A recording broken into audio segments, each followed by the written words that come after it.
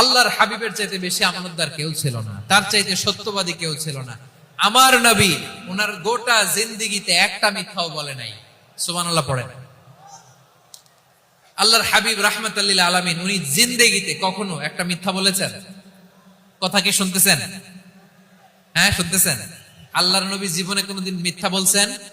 না, বলেন নাই। যখন আকাশ থেকে আয়াত নাজিল হলো আনজির আশিরাতাকাল আকরাবিন, ও নবী আপনি নিকটাত্মীয়দের সতর্ক করেন, দাওয়াত দেন। আল্লাহর নবী সাফা পাহাড়ের চূড়ায় চলে গেলেন, ডাক দিলেন, সবাইরে বললেন, ও আমার জ্ঞাতি গোষ্ঠীর লোকেরা, আমি যদি বলি এই পাহাড়ের পেছনে একদল ঘোর সওয়ার তোমাদের উপর আক্রমণ করবার জন্য, অ্যাটাক করার জন্য অপেক্ষা করছে, তোমরা আমার কথা বিশ্বাস করবে নাকি? এলাকার লোকেরা বলল, অবশ্যই বিশ্বাস করব। বিশ্বনবী বললেন, আমি যদি বলি পাহাড়ের পেছনে একদল ঘোড়সাওয়ার তোমাদেরকে অ্যাটাক করবে, বিশ্বাস করবা? আকুনতুম মুসাদ্দিকিয়া? এলাকার লোকেরা বলল, অবশ্যই বিশ্বাস করব, কারণ মা জাররাবনা আলাইকা ইল্লা সিদকা।